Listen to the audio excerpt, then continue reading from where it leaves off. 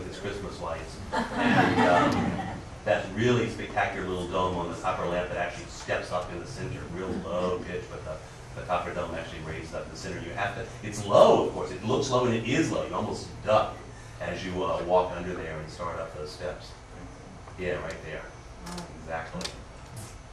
Yeah, let's try another one. One of my favorite architects of the early bungalow style, this is Bernard Mayday, and this is a little higher up above the campus in the Berkeley Hills. And this was actually, if I have it story right, is a little development that he acquired the land himself and divided it up into odd-shaped parcels, so as to force people to build odd-shaped houses. He didn't even want the land regular.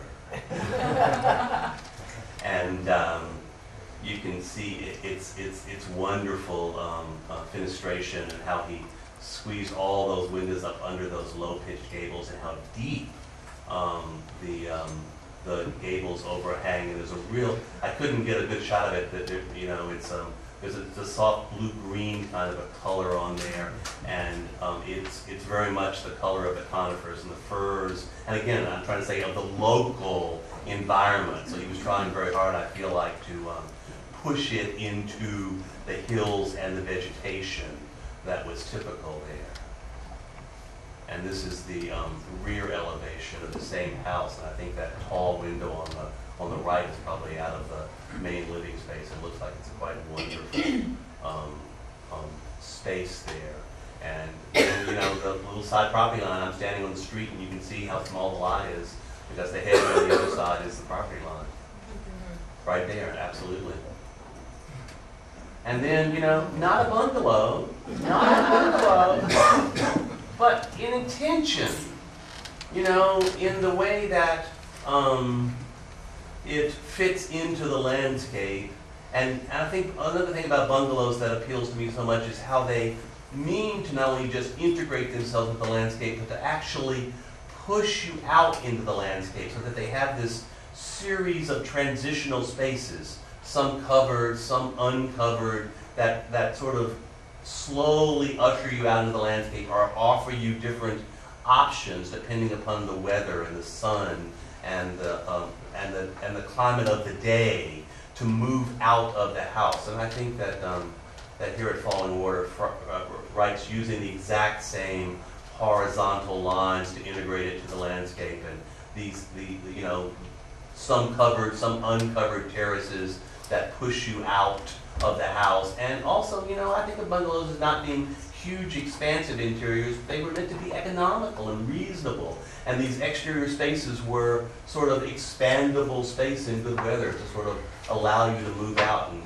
you know, we sometimes have hot months we can't, but right now, this time of the year, gosh, you know, the thought of having an uncovered little sunny terrace to sit in the afternoon is pretty appealing. And now I'm sort of moving into what I would term exterior details that I think sometimes are forgotten. You know, all of us may want to fence our yard, but then what's the kind of fencing that maybe you choose if you had something that was really a bungalow? And right down here on the right there, I think there's a real simple, meaning economical, meaning easy to build, lovely fence that really says craftsman to me. And it's probably, you know, a 1x8 and a 1x2 alternated. You know, not a big deal, but a great sort of play of rhythm and space that is so easy to do and so appropriate to the style. A more modern interpretation, but again, a great transitional space that is eminently livable. And all the wonderful details of the paned windows above, and the little paned window at the door with the arc glass in it, and the deep porch that's, you know, so easy to be out in inclement weather and still enjoy, and even the nice piercing of the double columns there on top of the little base. This was a funny little house in New Orleans, up near Bayou St. John, in the museum, I stopped one day riding through there and just had to stop and back up. I still thought that railing was just so endearing. And that the simplicity of that cutout, I don't know, it's meant to be a clover leaf. I think it's probably a clover leaf. That clover leaf and that wide board, and then those very little narrow boards, and I think also that fabulous step bracket that supports the little eaves are just really wonderful elements.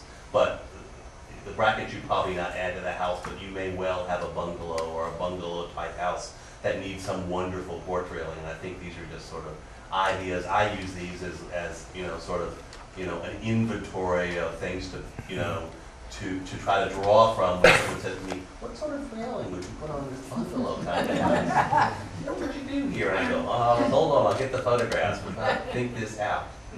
So this comes from my little library of those kind of photographs. Not very bungalow colors, actually. Another series of railings. The one at the top is probably my personal favorite, that great, again, super wide. I think I'm guessing it's a 1x12. Could be it's custom cut. It's a 14 or a 16-inch wide board, but they're split, you know, right up the center of the cutout space. And by staring at it, I think it might actually be an arts and crafts interpretation of a classical urn. There were lots of cutout sawn balusters that were urn shapes, and that one appears to have a mouth at the top, and then a neck, and then a volume, which is an urn. If you look at the solid form, not the negative space. I first thought it was maybe the negative space. It was meant to be a flower, and we debated what sort of flower is that square. But I think it really isn't meant to be. But a beautiful railing element, not a hard element to, you know, to have a little mill shop, cabinet shop cut out, and then you can assemble. Pretty nice, easy to do, great arts and crafts detail. And then again, a nice fence. It's got a solid bottom, hiding there behind that stand of horsetail, and then those really nice thin elements above, interspersed with something just a little thicker. It's that play of the negative spaces and the solids that is so wonderful there. The one below that's pretty labor intensive. Somebody have to have a reasonable budget before I'd suggest something along these lines, but really elegantly done out of 2x2s and quite meticulously put together, and then probably slathered with a little too much white paint for a bungalow, but beautifully put together. And then the very rusticated, more natural one towards the bottom, where they just pyramided the top of the little post there and used basic 1-bys and just played with the spacing and the little diagonals to create a real interesting railing and handrail up a set of steps there. This one I like for several reasons. It being so easy to do. Again, it's, you know, there's a wide board and 2 slender boards, and then a wide board. And they had the nice sense to drop out the wide board at the top, where it makes another little negative space that you peer through and lightens the whole thing. But also the fact that, you know, it's obviously a drive gate. It could well be a drive gate that was even motorized, but it just sort of looks like part of the fence. So except for the fact that the area is paved in front of it, you know, you drive by and it's not a big pronounced, like, arch-headed, wrought iron kind of, ooh, here's the entrance kind of thing. It's just a quiet, subtle little extension of the fence that's very much, to my mind, that humble approach that I think of as appropriate to craftsmen and to the bungalow. Now a few entrances. A really nice, simple little gate. Again, a sawn board detail like a little shamrock or a clover. The various width boards. The real simple, very flat, probably slightly low little trellis overhead, and the simple cut details.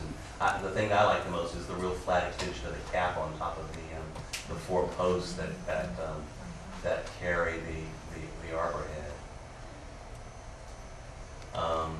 This one I shot just last weekend up in the Berkeley Hills, and it was just a sort of a gate post. There really wasn't a fence or anything attached to it. I think it sort of was probably in an area that's terribly touristed. I was up there shooting photographs. Somebody does it probably 3 times a week. And they would somewhere to say, you know, this is my property and really you should stay on the outside. And I sort of hypothesized maybe there's a light in there tucked up in the top somewhere that really is a nice little subtle light at night. But I thought for its great heft, you know, they worked with real good, heavy, you know, 4x6 strong timbers, expressed the joinery real nicely, and a beautiful element. And it was one on both sides of the drive as you came in to this little property. That I couldn't even see the house. I thought it looked like it was really good, and I wanted to really go up to shoot a photograph. And I thought, guess not. So I said, don't go up there, so I won't go there. So I just shot the gate post. Not very tall. It probably was barely taller than I was. It was really a humble little structure. And again, here, this lovely mix of materials, the stucco, the very golden brick, the stone or cap, and then the wonderful, wonderful lateral, low roof canopy with those mica or mica-esque lights. And then notice, look how casual those stones are thrown down. Big, regular slabs of stone with a dwarf mondo or something really low, but just creeping all amongst it. So you have to kind of pay attention and work your way into the garden and not rush too much, and you know, look where you're going. There's even a little twig sort of set helix there to the right. This is local. This is a little Memphis bungalow somewhere in the Evergreen neighborhood. I've actually forgotten now, but I just was so smitten by the elegance of the craftsman that did this beautiful gable dent to let the heat of the attic out in the summer, and how they had taken that little almost drop of water form and attenuated it as they went from the very bottom of the gables up to the top of the gables and met that center bracket there. A lovely detail, and again, not an impossible thing to copy. It sort of take a little time to think it out, but a beautiful element, I thought, a lovely local element. And just a little reminder that that the whole feeling of the bungalow is to somehow stay in harmony with your local area. You know, so that when you're thinking about your interiors, you're thinking about colors and all that kind of stuff, you really want to sort of reflect the landscape around you.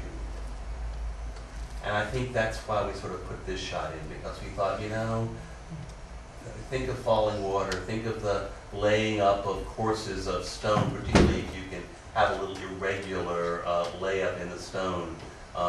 And here, you know, if I think of local materials that seem so appropriate to bungalows, of course it's the Arkansas fieldstone, not the round river rock, because we don't really have much of that here. And on our interiors, the wonderful oak that we're blessed with for all the fabulous hardwood in the city, and the red gum, the tupelo tree, which we don't really have any of left, but is probably the most spectacular woodwork the city has ever had, and it was because there was this enormous stand of black gum, tupelo, the name the Indians gave it, the name they gave that town down Mississippi that was just covered with tupelo trees, and it was harvested, and there is no more of it. It's a slow-growing, lovely hardwood, and it became a majority of the millwork in the 20s and 30s and teens in Midtown homes. And it was called the equivalent of the local equivalent of mahogany, has this very dense, dark red grain and just spectacular wood. And you'd be surprised how much of it is left, and left unpainted, and how amazing it is.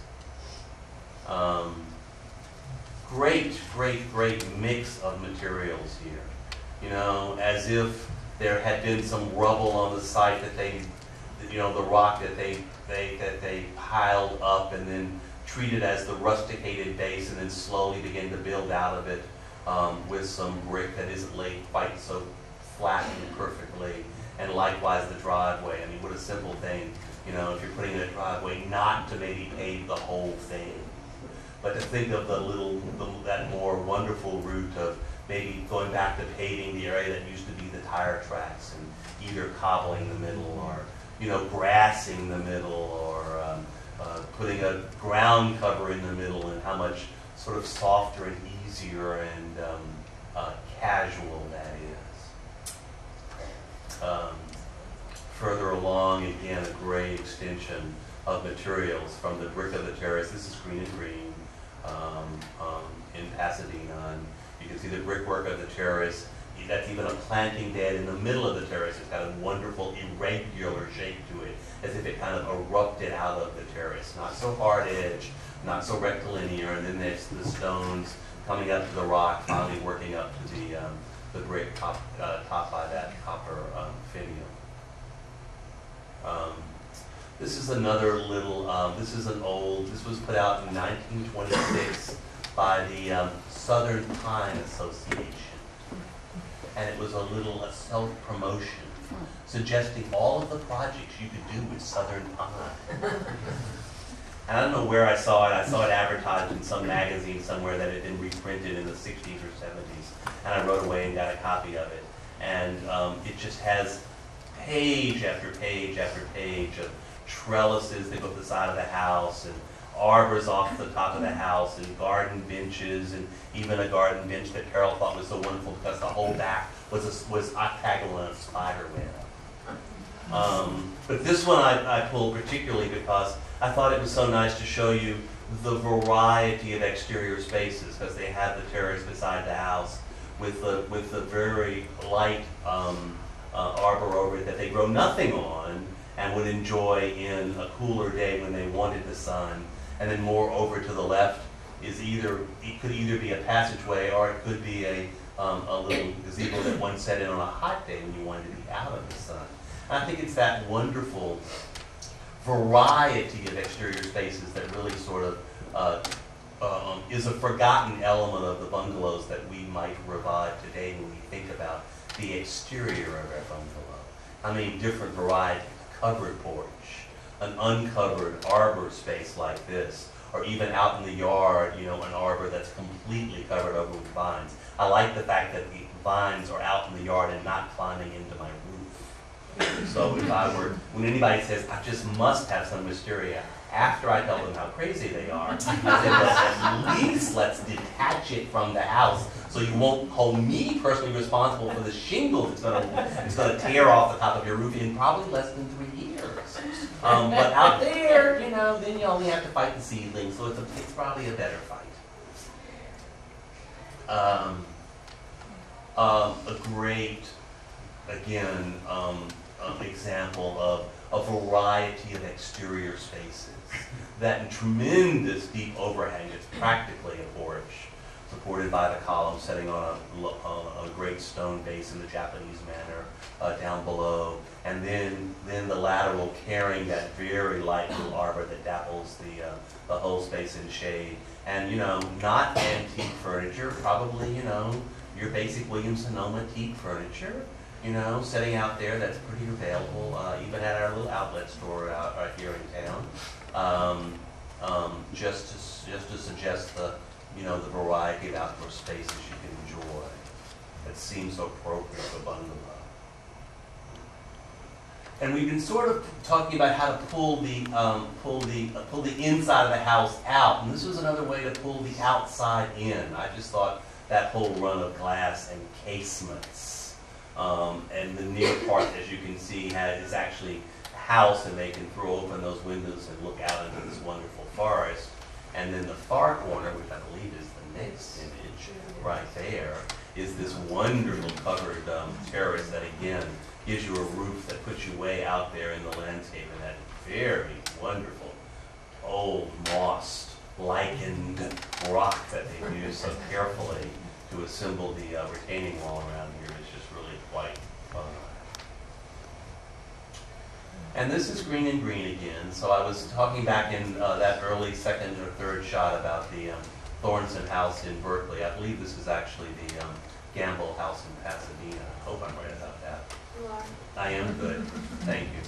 And you know, so there was, you know, when you think about decorative objects, I think, you know, you have to think of the things that sort of that evoke nature, you know, so that when you move into the house, again, the same feelings of humbleness and rustication and natural materials follows through into the inside, and you see more of dark woods. I don't think of bungalows as actually being something that would be white trimmed or even white ceilinged necessarily.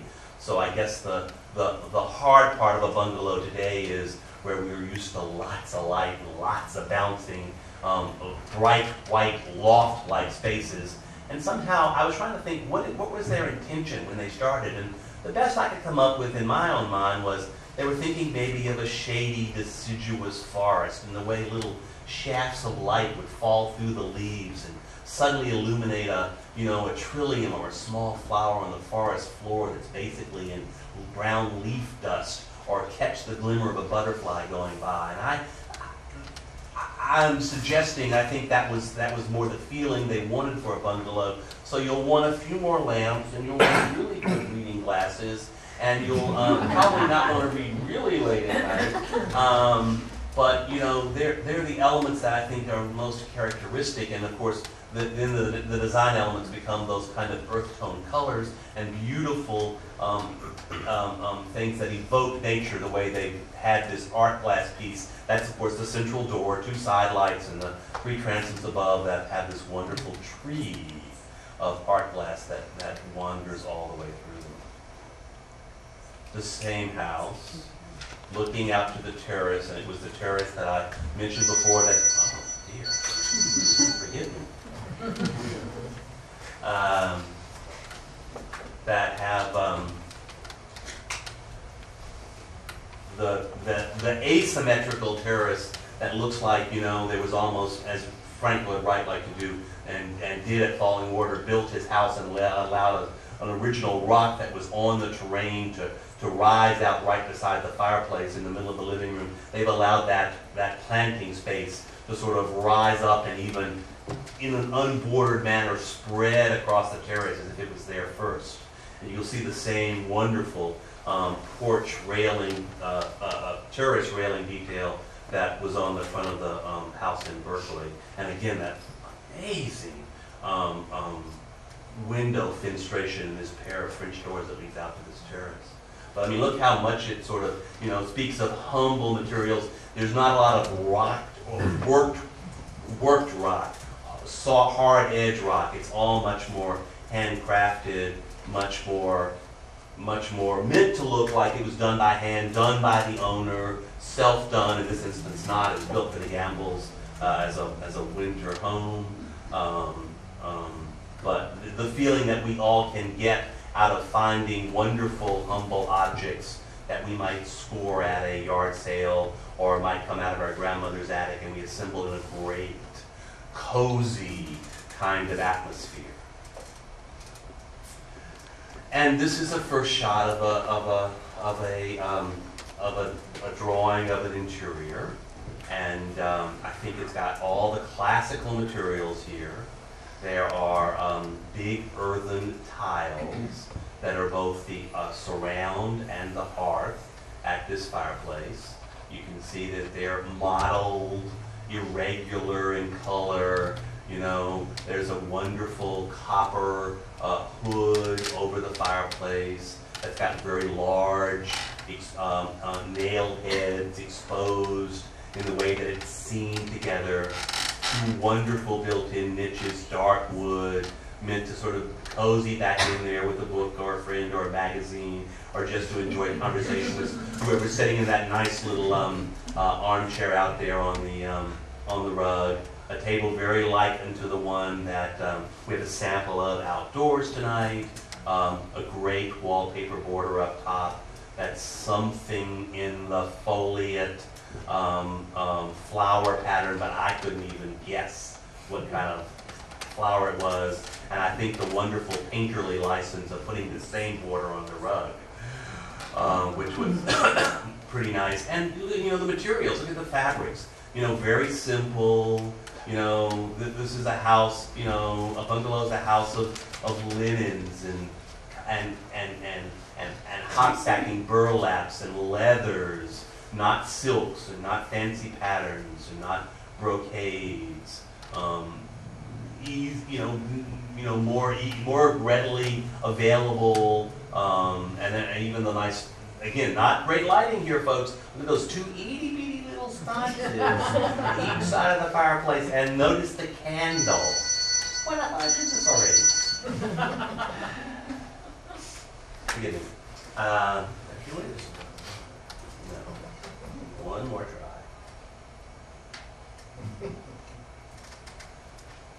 Yes. Okay.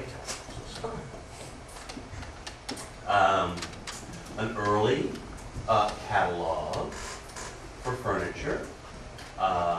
Oak, of course. Leather seats, of course. Not stickly. Not any of the famous names. A lot of folks were doing this. So, this is just, again, when you're looking to evoke this mood, you're looking for a simple line, a simple piece, not fancily done, and we have even coming up later a little variety of oak finishes and leathers that they advertise for these same chairs. Some very good Mission Craftsman, simple, straight-lined tables and desks, a couple of very nice little lamps, some of the round-domed, more Tiffany style, and some of the more geometric pieces as well. Notice quarter sawn. That quarter sawn is a way of running the boards through the sawmill to get the most possible figure in the grain. So you really get a play of grain across the boards. So they were really trying to emphasize not just the joinery, but the grain and texture of the wood itself. A more modern reproduction in the manner of, but in the manner of Green and Green. You can see that same step down that was evident in the windows of the Green and Green houses, and that really amazing detail of how that back central spline is split and then dovetailed back together again. Another simple rocker here, a little more lavish, and this is a beautiful sort of an inlay on those three vertical boards on the back of the rocker. Trestle table, very antique furniture style, almost medieval, that was picked up by the Stickley brothers and revived as furniture appropriate to the common man, simple to make. Very Wrightian shade on the lamp there, as is that chair, which looks very much like Wright. And a real simple settle. Nothing fancy. The arms and the backs are all the same height, and you depend upon moving them cushions around and throwing some more in there to really get comfortable, because there ain't a lot of padding in there. The figuration of the quarter sawn figuration on the oak boards is quite evident in those end boards right there, how they really cut the oak to show them the best possible grain, best possible figure in the grain. That nice mortise and tendon detail, thank you, of how they've expressed the joinery of putting the two pieces together.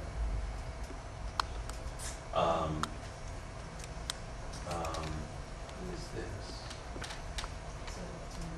Is it a reprint?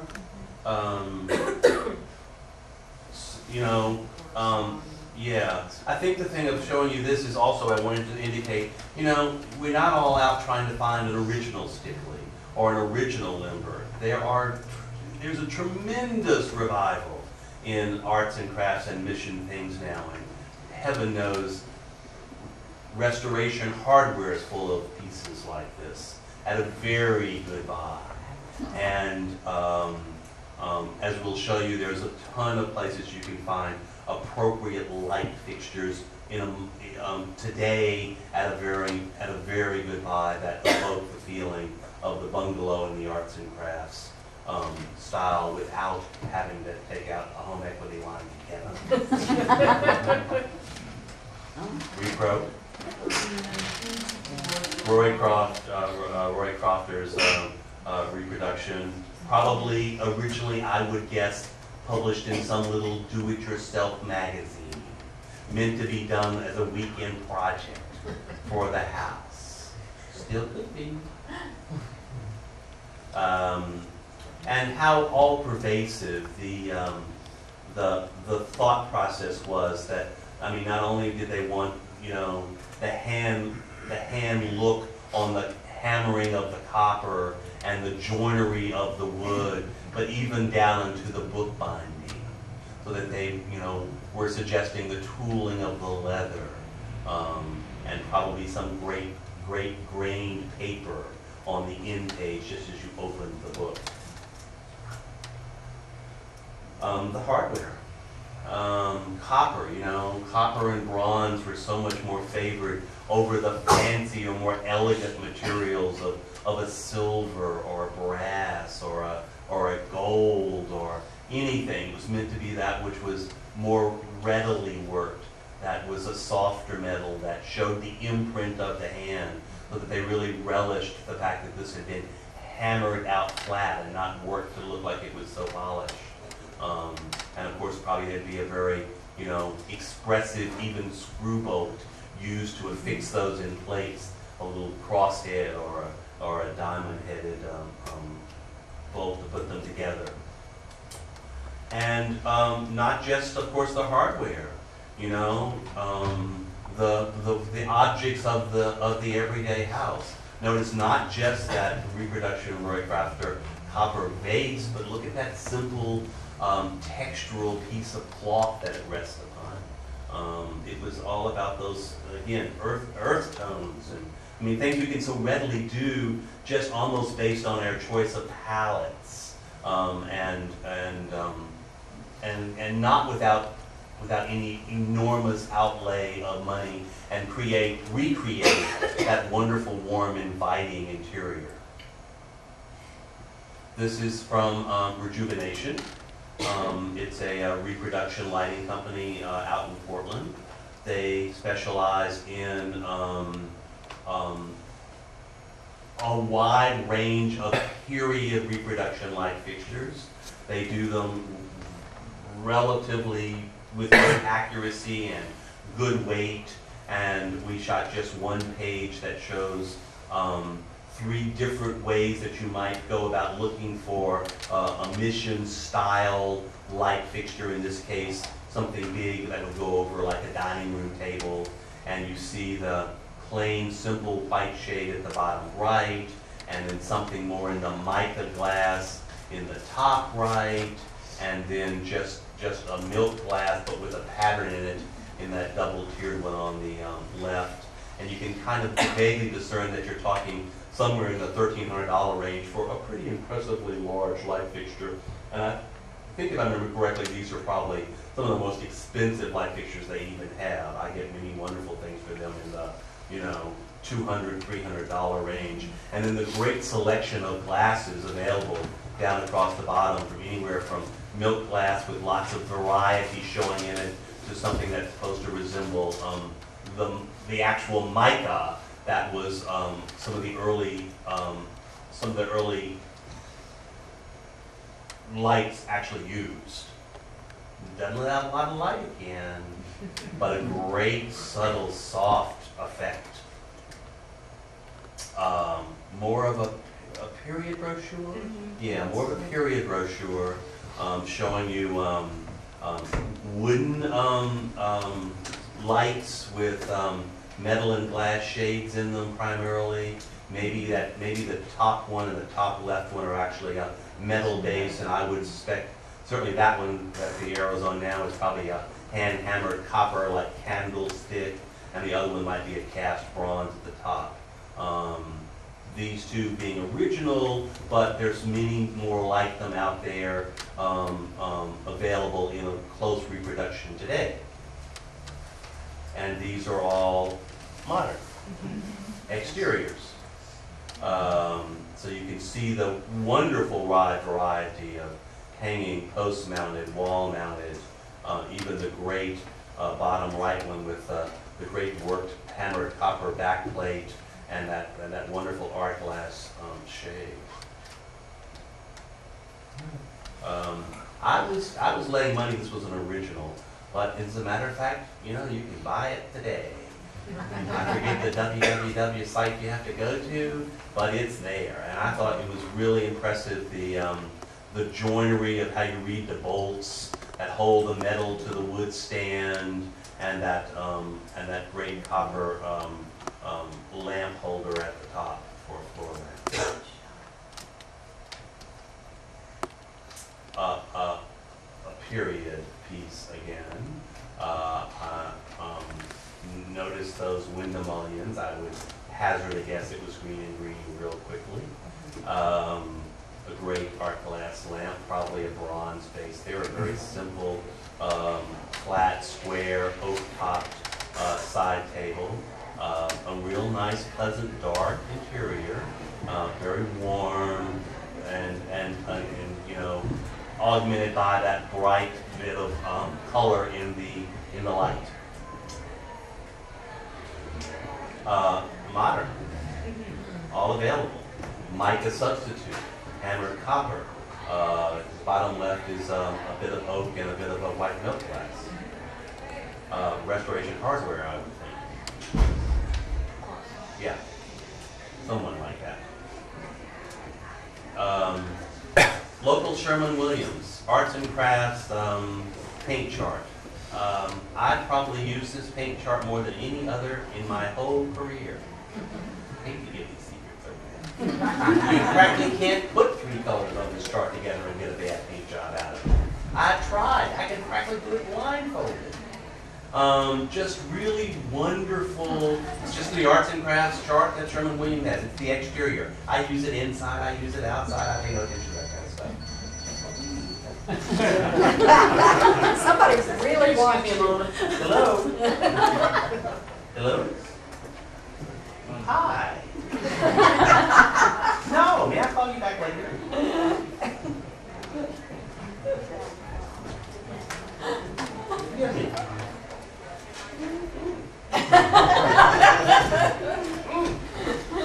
Persistence.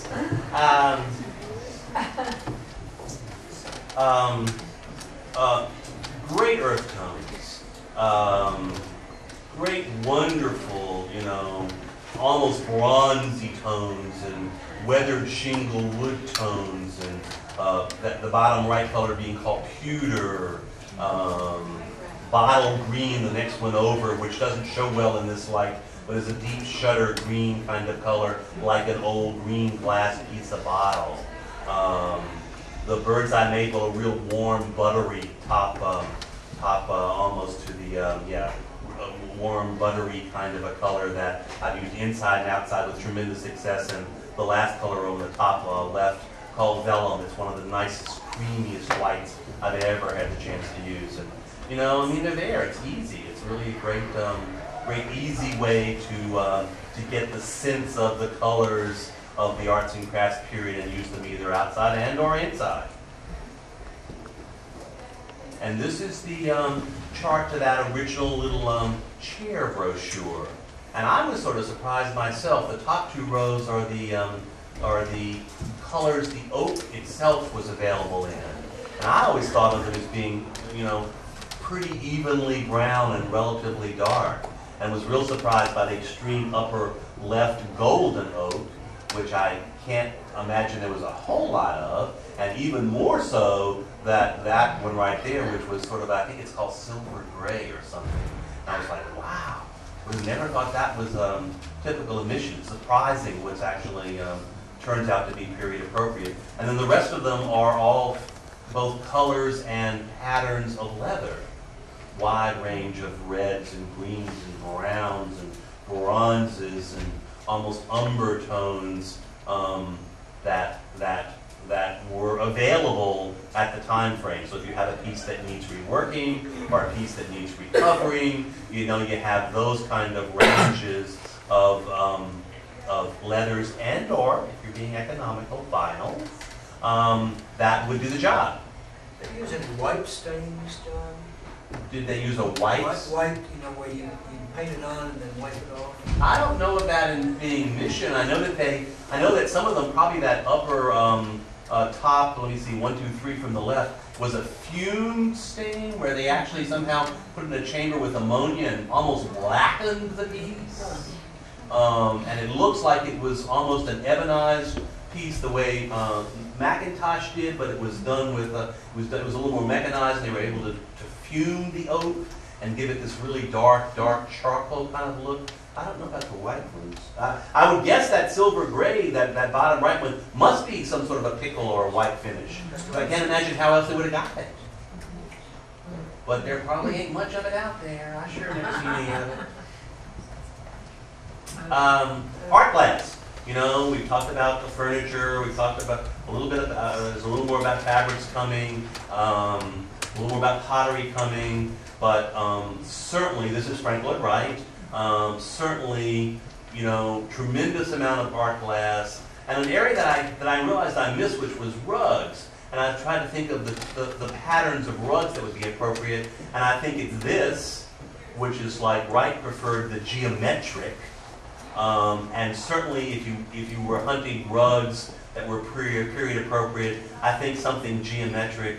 And there's a lovely geometric example that was brought tonight that's actually Turkish, or of course the Navajo, which would have been a beautiful hand-dyed, out of natural dyes and done in a geometric pattern, would be a really a period-appropriate kind of not only art glass but design for a rug to look for. And then still geometric. A lot lighter, casement windows meant to be thrown wide open, letting as much air as possible. But just a very soft little, still geometric, soft little pattern with only touches of color, little reds and greens there.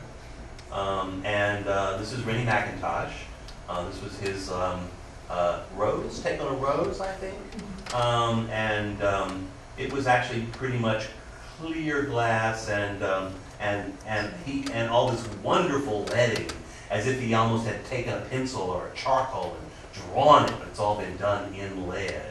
And he oftentimes laid in a color as well. He loved to announce which rooms belonged to which part of the family by putting certain colors in the doors and glasses to indicate that it was family rooms or servant rooms or the master's room. Fabrics. Probably an area of that little of the period has survived, just because they were probably loved to death. But you know, not an impossible thing probably to recreate, and certainly there are arts and crafts and mission fabrics that I have run up on, both at Broomcorn and Calico Corners right here in town. But you can see the designs. The one on the upper right is a ginkgo leaf in its fabulous golden fall foliage. The one on the bottom right appears to be a great scarab with a sort of stylized drawing of its wings being open and flying. And the one on the left, I'm really not sure. It's a seed pod. There are obviously seeds in there. We debated if it was a flycatcher and decided it probably wasn't. Great assemblage here, wonderful sideboard. You can see the hand-hammered hinges and the very wonderfully expressed bolts. The copper plate in the back that has a foliate design going around it, setting on that high backsplash with even a plate rail running across there to hold that. Piece of, let's see, the one with the flower design is Roseville, of course. And the cobalt, the blue one, harder to know. And sunflowers, which they just loved, because you could grow them themselves, and I would guess that red was probably even the fall sumac berries off of the sumac coming out from under the sunflower. And then the great design on that tablecloth that I can't decide whether it's bees in flight or some very exotic flower. Quite beyond me, but just wonderful.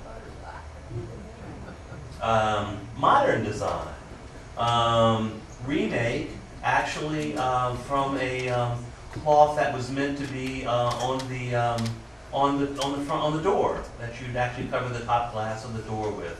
And again, it's that funny little seat on it. Had no idea what it was, and they wouldn't enliven us with any information. And beautiful Art Nouveau tendrils rising from the bottom and supporting those clusters of seed pods. This again, to my mind, a little more of the Indian geometric in the arrows and the lines, and some sort of foliate form there in the center on very simple, sort of a burlap kind of a linen kind of a fabric. Won't see too many brocades or silks. The ginkgo leaf, not in its fall foliage, but looks like it's wonderfully whipped on there. They even used a very black thread to apply it to the pillow to really emphasize the handwork and how it was hand put on there. And no idea what those two funny upside down pyramids are. Another way to, in a current modern manner, get arts and crafts, bungalow elements into your house. This is a ongoing collection of wallpapers out of the central San Francisco, California area by Bradbury and Bradbury. And this is just the cover of their catalog of papers. This is a design that they documented from, I believe, 1909 in British Columbia that they found, or someone sent them and they were lucky enough to get the rights to and copy. It's called the Burnaby line. Some great flower and foliage form. Light colors, which I was very impressed with. I thought, oh, it would have to be the darkest of interiors with this kind of a color scheme, either as a full wallpaper or as a border atop the wall. This is a whole Edwardian line. They developed very arts and crafts up at the top. Then there's comes some rose patterns and a briar pattern, and then some more foliate formed as you go down. You can see all the different colorways. And we're going to have a few of their ruined photographs that follow, so you can see it in the space. This was that very first Burnaby pattern from British Columbia, used both on the wall and the border, and some paper as well on the ceiling that I can't quite make out. And nice soft, cotton or linen, unlined. Not going to last too long with this painting, but nice light quality coming through that little high window there. And obviously India, probably Persian Oriental on the floor, quite appropriate. This is a pattern they call the apple tree pattern. So if you actually look at the little medallions up around the border, there's a beautiful little apple tree form that runs around there. There's even on the ceiling a paper that is meant to resemble burlap. So not a bright light interior, though, light curtains, probably again unlined, to let lots of light through and filter it through. Great collection of both copper and some pottery elements on that overmantel, where there's that nice oak overmantel, and then again the great model tiles around both the surround and the hearth of that fireplace. And this is a rose pattern, take off as a border, a great color scheme, and easy papers to work a ton of different color schemes out of to introduce some period feeling into your bungalow. A very nice, very wonderful, probably plate rail in a dining room, and so that upper horizontal just above the light, would actually be to display a series of plates or dinnerware on top of, then very simple board and batten wainscoting in the room, and again a sideboard. It's got a plate rail and an upper shelf for a couple of candles and some other objects. Notice the beautiful detail of the brass push button light switch that's perfectly aligned with the batten on the wainscot over there. Quite nice. And this is that same rose pattern that Rennie McIntosh liked, and this was a tile he designed, and he was practiced mostly around Glasgow in Scotland at the early turn of the century. Beautiful, beautiful sculpted, deeply cut tile. And then Van Briegel out of Colorado, probably used in a field of another series of tiles as a decorative element, maybe left and right on a around a fireplace surround, or sometimes you even find it at the backsplash of a hutch or a buffet in the dining room. Wonderful foliate form, flower form. Teco, horribly expensive, very architectural, turn of the century Chicago area pottery company. I think Mr. Wright liked these pieces in his interiors.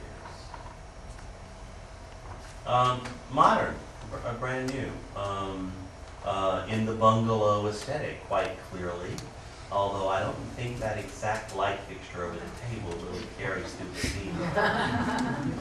But the wonderful beams in the columns, the carrying of the horizontal line of the mantle laterally across into display cases, and the sort of sense of a niche around the fireplace, all feeling very typical and period craftsman, and really good chairs. Probably they were going to use a little softer rug in the middle there, but you know, it's a new house. I'm sure they're working that way. And nearing the end, a pretty classic little bungalow interior here. Probably an amazing, unusual floral design with great earth tone reds and greens on the floor there, and some wonderful model tiles, as well as that wrought iron fire screen.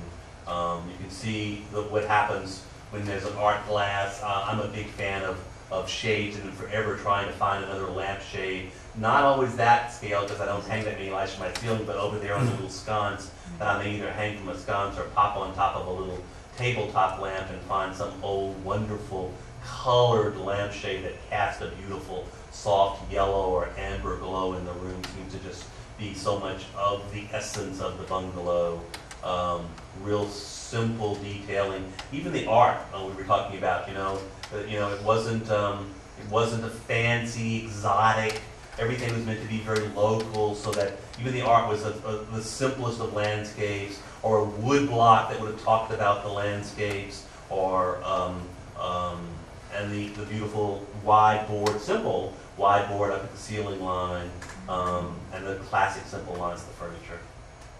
Can't quite see the cloth underneath that pretty handsome little pot containing those very lovely little calla lilies. And back where we started. Yeah, that's sort of it. That it's never a period piece. It's always an assemblage, and we're always a little bit in transition, and it's that warm, inviting feel that you're after. Questions?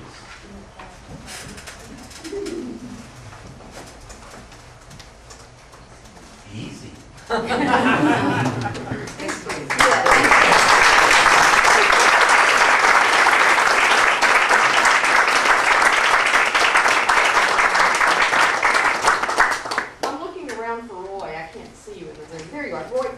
I know you're back there.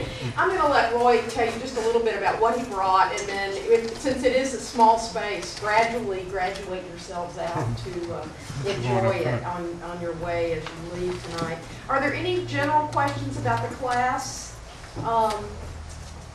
One of the things that we wanted to ask y'all tonight, we're planning a field trip, and Linda had asked me whether or not a Monday evening from 7 to 8:30, like this class, would be good for the field trip, or a Sunday afternoon. So I'm going to ask for a show of hands, if you will. Those of you who would prefer, watch it go 50-50. Those of you on Sunday afternoon. Well, where would it be? When? Oh, it would be probably sometime in mid-April. Early April to mid-April. We don't have exact day yet, but where's Linda? I'm here. Right there. We've got some volunteer houses, but we just kind of wanted to get a feel from y'all. Do we need to see them in the daylight? I mean, Yeah. Probably. Okay, Sunday afternoon is what we're trying to shoot for. Is that gonna work? Yeah. Okay, great. Any other general questions about the class? Oh, let me just say one thing. Next week, I think every room in this place is going to be full. So I would plan to get here just a little bit early because I think we can all sandwich in, but she tells me that, like I say, there's lots and lots of buildings. Hi, I'm Roy Ewer, and I'm an interior designer here in town, and I brought, it's my mission in Arts and Crafts Fanatic.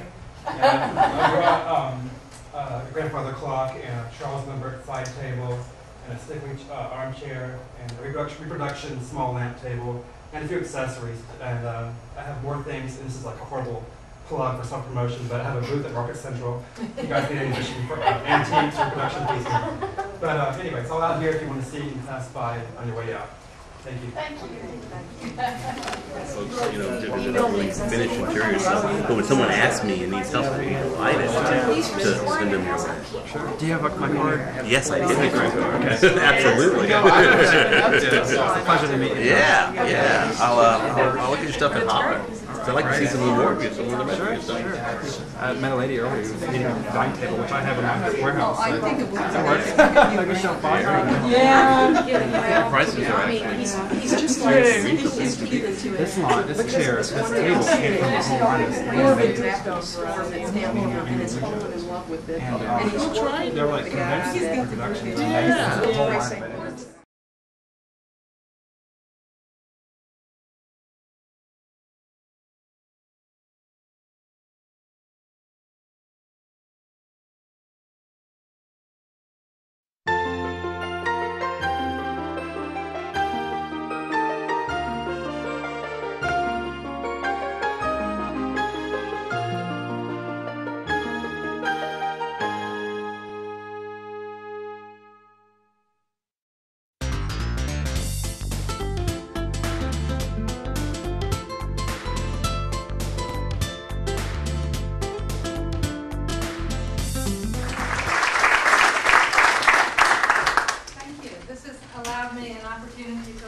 more about a subject that I'm passionate about, urban gardens.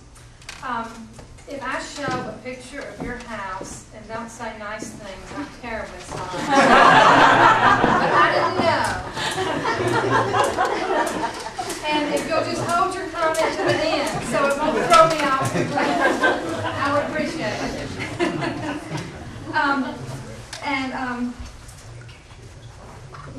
Let's see, there was something, because garden design is done through plan. In fact, Ellen Biddle Shipman says that the definition of a garden is three things: designed, green, and enclosed or private. She used the word private, but it means enclosed to us now. So, if in this conversation you get tired of looking at plans, I'm going to reward you at the end with some slides. So just hold on. But until we study a garden and plan, we really don't know it. And when I visit gardens, the first thing I do, I usually, before I get there, I try to Xerox a plan of it. If not, I go to the gift shop and buy a plan so that I can see how the pencil on the piece of paper translates into a three-dimensional art form. An art form that grows and changes. It's never static. It's hard to capture it at one moment because there is daylight and dark, there's fragrance, there's wind, there's all these other phenomena happening all around it that makes it change constantly. And that's why they're so wonderful. To talk about Bungalow and Foursquare, we sort of have to go back to the arts and crafts movement. And to talk about the arts and crafts movement, we have to figure out why they hated the Victorian gardening style so much. And it was a direct reaction to the Victorian gardening style. So we have to go to England, where Queen Victoria set the standard. And the movement felt that Victorian gardens had to be designed, planted, and decorated as a formula, regardless of the house they surrounded, the site, or the surrounding landscape. In other words, all this house design was very separate from the garden design. The other thing that Victorians did was something referred to as carpet gardening. They designed a flower bed and planted it with all one thing, thus the carpet. Or they may have thrown in a little circle in the middle with something else. But it was very much a carpet design and very structured. And a lot of times, and I find this especially with my clients, this word formal gets misused so much. And I have clients say to me constantly, I want it to look like nature. Well, there are 15 definitions of nature, but I have discovered that most of my clients mean nature is digging a flower bed according to your garden hose. You lay it out, and then you start digging, and you have nature. And that really doesn't work well in garden design unless you're way far away from the house. Then you can do that. But I hope I convince you through this talk tonight that there is a better way to do your historic home and something much more appropriate. The other thing I've discovered in driving around Memphis in historic districts is about 90% of the homes are landscaped according to the suburban manner. And I will, through my discussion of plans that I show you and through the slides, I'll prove you that point, and it will ruin your drive through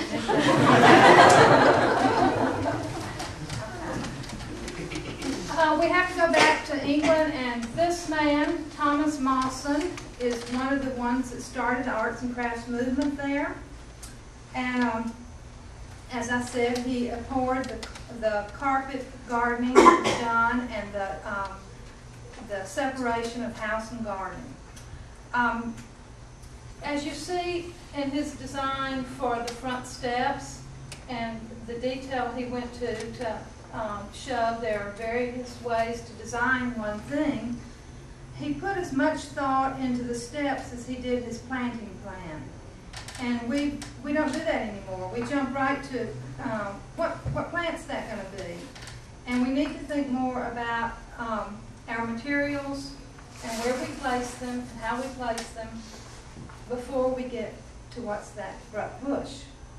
So Thomas Mawson is someone that we should pursue reading if we're interested in arts and crafts movement. And so I don't get these papers mixed up. I'm going to hand them off like that. Now, one of the quintessential arts and crafts early on designers was Gertrude Jekyll. And she worked with the architect Edwin Luchen. And I know I can say that word, but I'm not saying it. Luchen. And this was a garden that they designed, and it shows all the elements that we should be using in our historic bungalows and foursquares. And she said that no matter what the size, it's still the same design. And as you notice, around the house, it's very straight, and they taught me in architecture school that word is orthogonal. And they used very little curvy. You don't see any garden hose flower beds. And they made all this space just like outdoor rooms that you would actually use.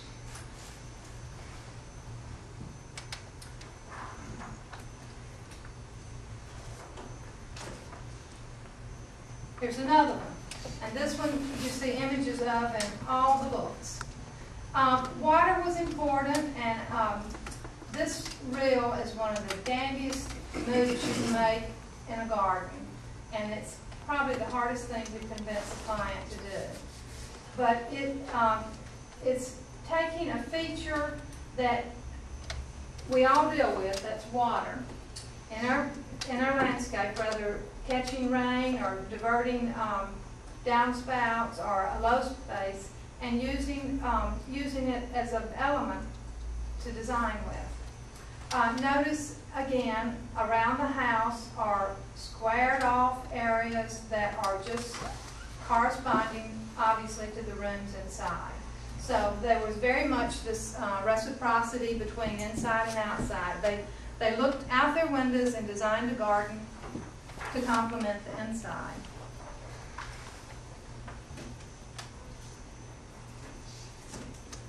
And here is that same rill and canal, it's called here. And this pergola back here, you see images of a lot. And what made this different from Victorian style is the planting.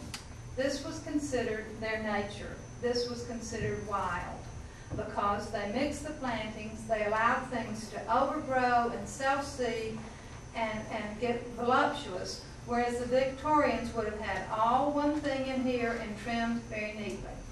So that was how they differed from the Victorians, and that was how they defined nature.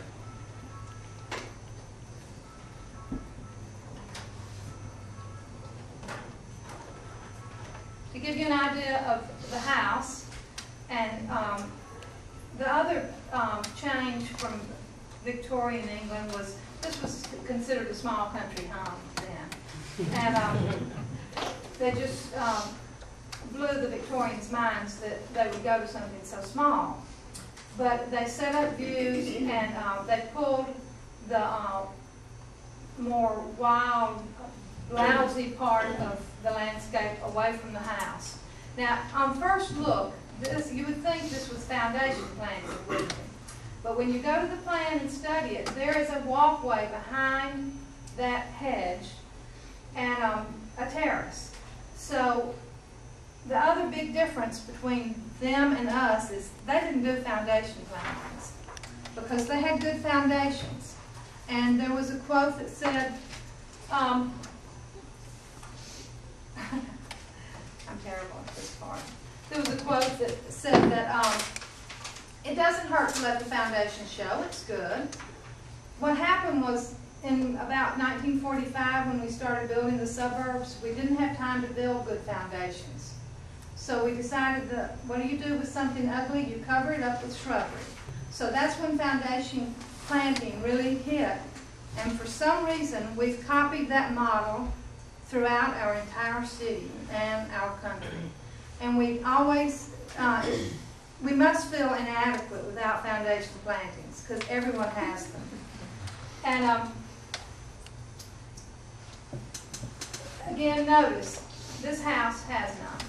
They pulled, they used around the house for rooms that were occupiable with furniture, and then they pulled the garden away from the house, and it was a place you looked out on or walked to. And this is the big plan here.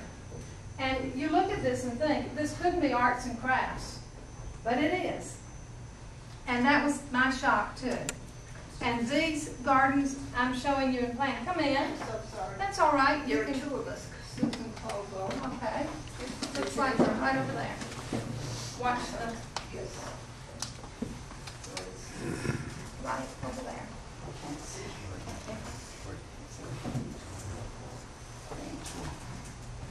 I'm going to have to disturb everybody. We needed a break.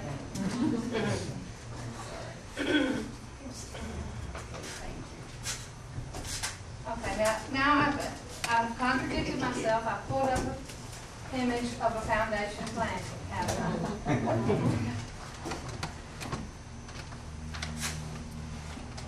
Here you see Munstead Wood again, and this is Gertrude Jekyll's own home that Lutchins helped her design. And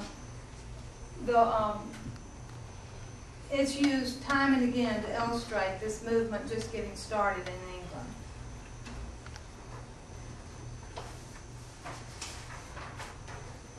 And I think everyone should have one of these, a tank. One of them was right next to the house, which would scare most of us. We don't even like ivy near our house, much less water. But there again, you see that they make just really bold moves. And this is my favorite thing, the Thunder House. Wouldn't it be nice to have a house you go to just for the storms? And then you see how the inside of the house was. I don't show too many house images, but it's just to show you the difference. So we understand now that this all started in England, and now we're going to move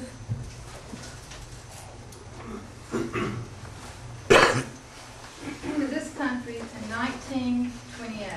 I was doing a charrette in Kentucky, and a woman had a curious little book called Design for Small Properties, and I like old books, and I borrowed it, and it is full of small garden plans.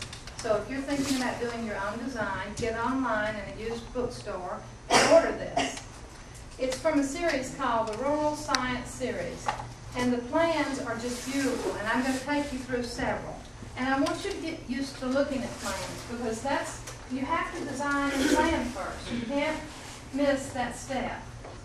And Mr. Bottomley did a great job.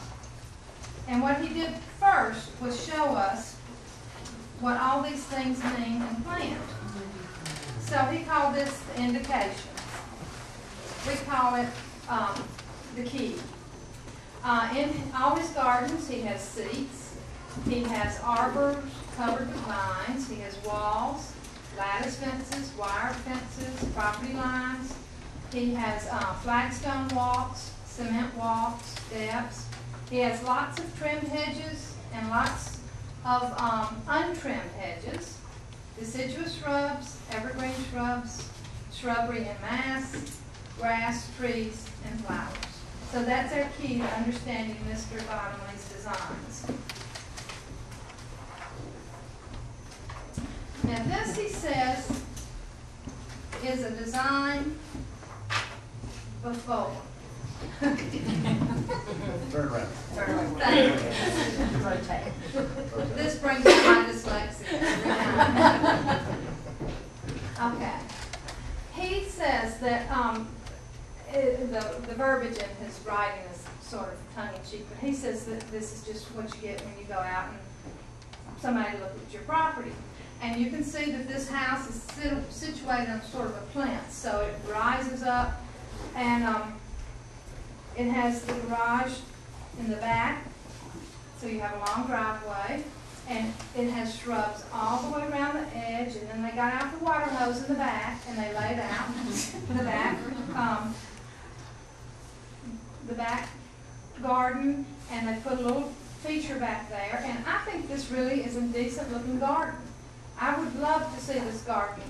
I like the idea of this little space near the back door for the roses, and you can see they've hedged it so it looks like a little room.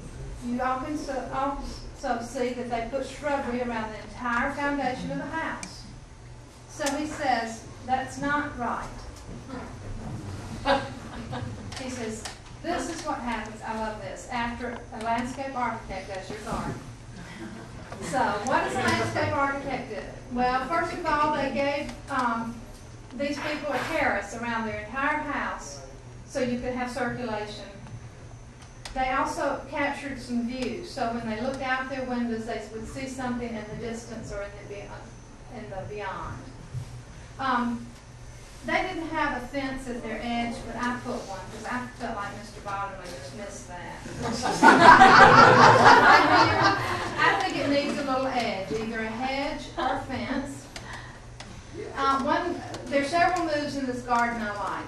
I like pushing all this to the back. I like these 4 trees matching. I like the fact that they have a drying yard, and nearly every one of these plants has one, but that could be 10 other things to us. They have a place for vegetables. But most of all, I love this terrace all the way around here. What's the drying Clothes.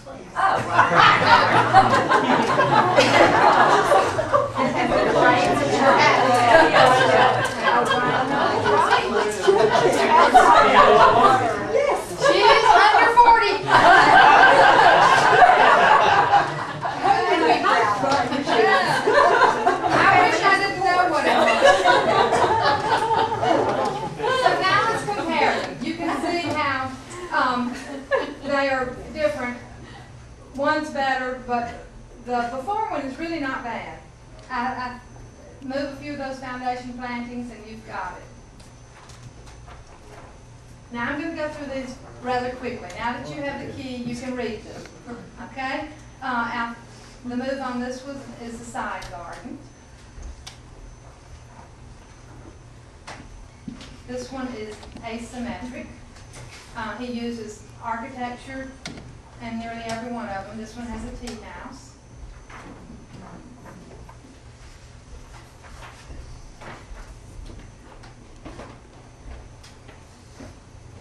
This one has double walks.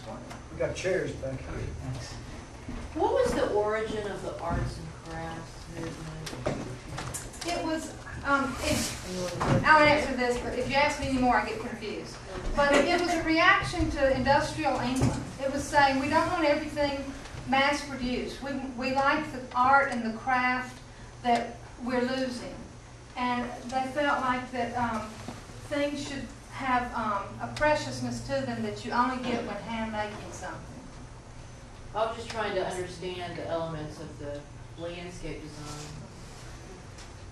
design. He uses water in lots of them too.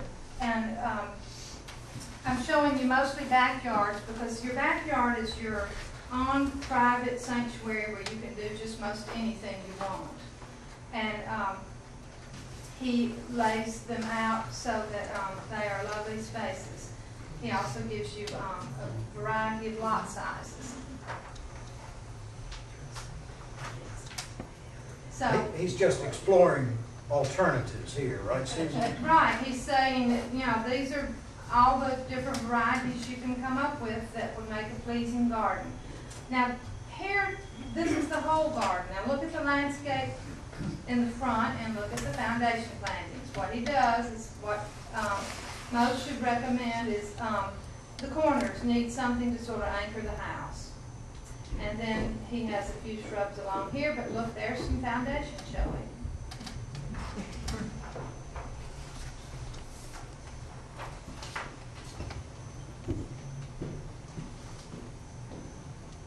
So are you reading them now and seeing how they just, you need to go home if you don't, and in your mind or on a piece of paper do your own garden plan. And you'll see on plan what mistakes you've made in reality, or where you have something that doesn't work. Again, the foundation plantings on the front are just simple. He doesn't spend a lot of time on those.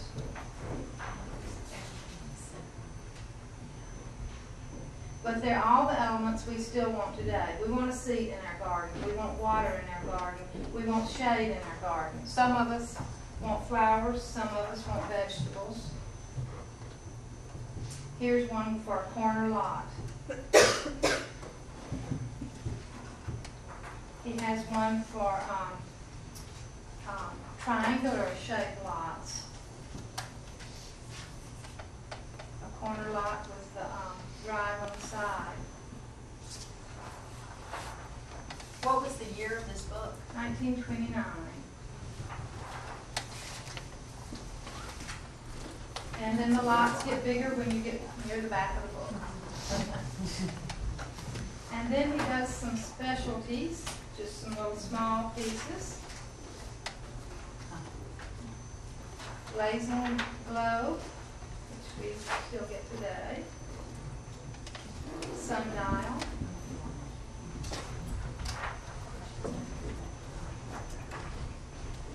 Flower garden.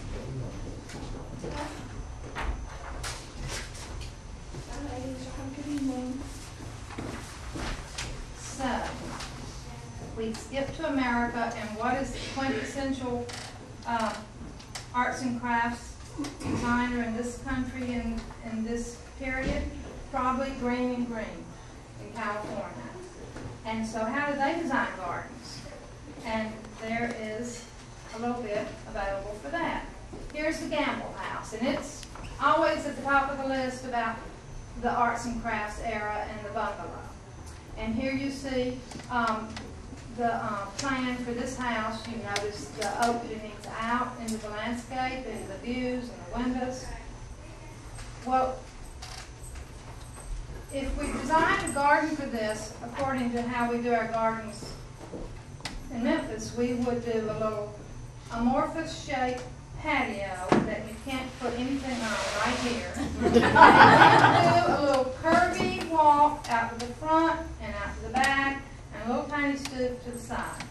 That's the pattern we use. And as much as we try to be individuals, we use it 90% of the time. Everyone has the same thing. And we take that, and then we landscape it. So we do plants all the way around the foundation, because we must cover it up. And then, willy-nilly, we throw out some trees. And we really have no space made. We have not made a garden, we have made a yard. How did Green and Green do it? Well, they did terraces off of every room, and they allowed the grass to be framed by the terraces, so it served as a carpet. And then across from an opening that is this major water feature that has a beautiful stone wall in back and a huge tree in it, and I've got images to show you this, but this is the picture you see all the time of this garden. But notice there are other pieces. These are steps going down. This leads to the wilder part of the garden. The terraces off all these rooms are adequate for at least a chair.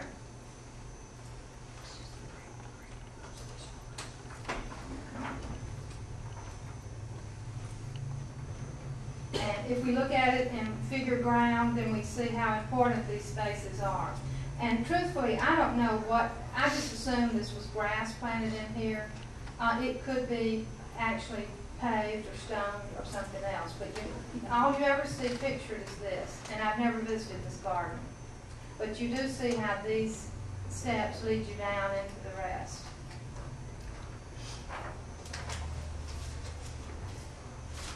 Okay.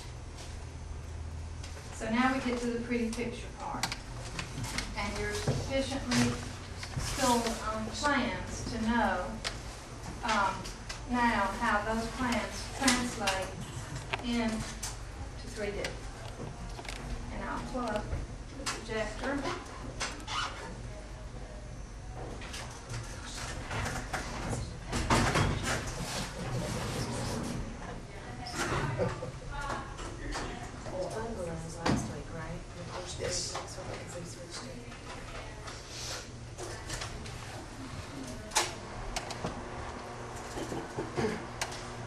And the only way to make that bigger is to pull it back. Is that too small? Yes. Yeah. Let's pull it back.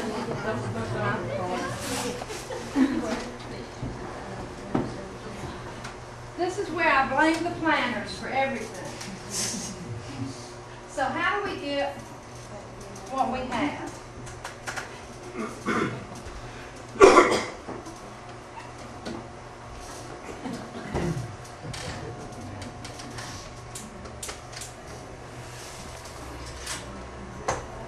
How did we get to this point in Memphis?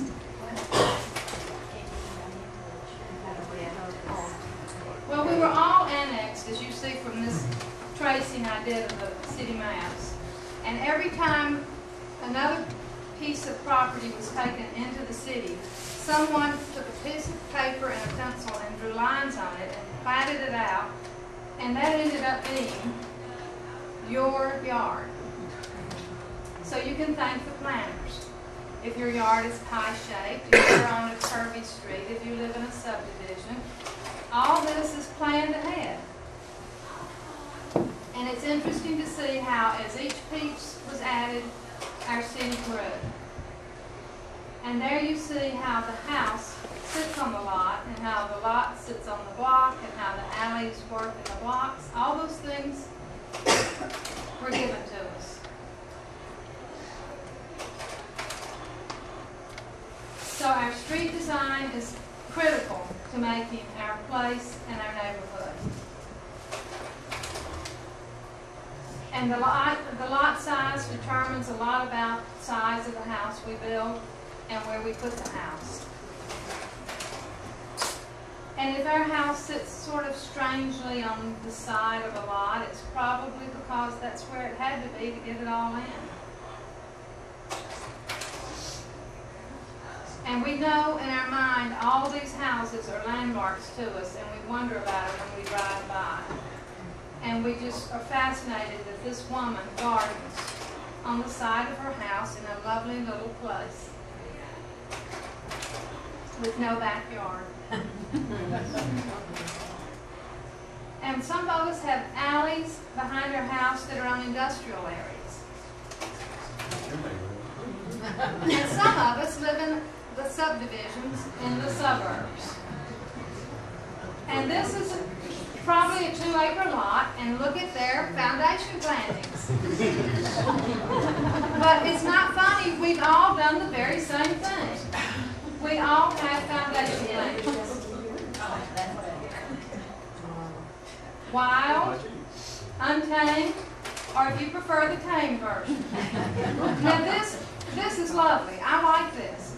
But and in a stretch, it is a good urban design in that it's neat, it's tiny, it's symmetric, it's got the edge, it's built up from the street, there's that semi-private zone you're going into. You know when you step on their monkey grass, you're in their yard. But there are no evergreen shrubs supporting the corners of the house like we saw in those plans. But I'd take this in a minute, wouldn't you? It's really nice. This is what they proposed for the bungalow. They proposed all the planting to be on the boundaries because that lets you have a full yard. You weren't dedicating your